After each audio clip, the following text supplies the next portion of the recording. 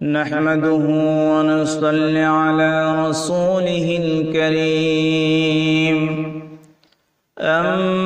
أما بعد فأعوذ بالله من الشيطان الرجيم بسم الله الرحمن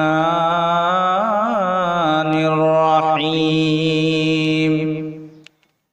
সম্মানিত দর্শকবৃন্দ, আজকে আমরা আলোচনা করব তাওবা বা আল্লাহ ভীতি সম্পর্কে। কুরআনুল কারীমে আল্লাহ পাক রব্বুল আলামিন তাওবা বা আল্লাহ ভীতি সম্পর্কে ইরশাদ করেন, বিসমিল্লাহির রহমানির রহিম। ইয়া আইয়ুহাল্লাযীনা আমানুত্তাকুল্লাহা হাক্কা তুকাতিহি, অর্থাৎ হে বিশ্বাসীগণ, তোমরা আল্লাহকে যথাযথভাবে ভয় করো। সূরা আলে ইমরান 102 নম্বর আয়াত। এই বিশ্বাসীগণ বলতে আল্লাহ কাকে বুঝাইলেন? মুসলমানদেরকে। তোমরা আল্লাহকে যথাযথভাবে ভয় করো, যথাস্থানে ভয় করো, সর্বস্থানে ভয় করো। যে সকল স্থানে আমরা শুধু মসজিদে ভয় করি, মসজিদ থেকে যখন বের হয়ে যাই তখন আর আল্লাহর ভয় আমাদেরকে বাজে কাজ করে না। আমরা যখন সমাজের কাজকর্ম করি তখন আমরা দুনিয়ার নিয়ম অনুযায়ী চালাই, আল্লাহর নিয়ম সেখানে চালাই না। এজন্য আল্লাহ পাক বলছেন আমাদেরকে, হে বিশ্বাসীগণ অর্থাৎ হে মুসলমানগণ, তোমরা আল্লাহকে যথাযথভাবে ভয় করো, তা সর্ব জায়গায় ভয় করো।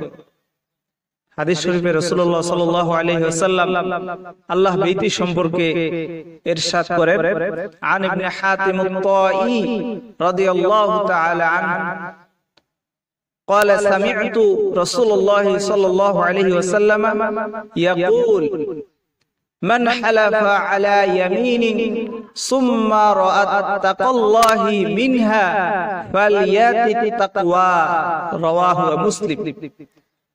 হযরত ইবনে হাতিম তাই রাদিয়াল্লাহু তাআলা আনহু তে বর্ণিত, তিনি বলেন, আমি রাসূলুল্লাহ সাল্লাল্লাহু আলাইহি ওয়াসাল্লামকে বলতে শুনেছি, যে ব্যক্তি কোনো বিষয়ের উপর কসম খাবে, যে ব্যক্তি কোনো বিষয়ের উপর কসম খাবে অর্থাৎ কসম করবে, অথবা তার চেয়ে বেশি আল্লাহ ভীতির বিষয় দেখবে, অথবা সে কসম খাওয়ার পর সে কি করবে? আল্লাহকে ভয় করবে।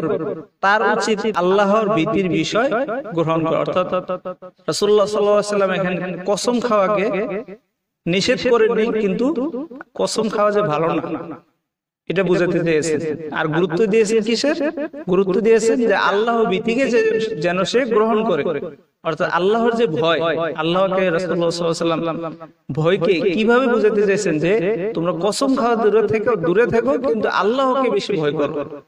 আল্লাহ পাক রব্বুল আলামিন আমাদেরকে যেন আল্লাহ ভীতি, আল্লাহর ভয় সর্ব জায়গায় করার তৌফিক দান করে, এবং সমাজের প্রচলিত নিয়ম বাদ দিয়ে আল্লাহর আইন যেন আমরা সমাজে বাস্তবায়ন করতে পারি, এবং যথার্থভাবে আল্লাহর আইনকে বাস্তবায়ন করার মাধ্যমে আল্লাহকে ভয় করা হবে। ওয়া আখির দাওয়ানা আলহামদুলিল্লাহি রাব্বিল আলামিন। আসসালামু আলাইকুম ওয়া রাহমাতুল্লাহি ওয়া বারাকাতুহু।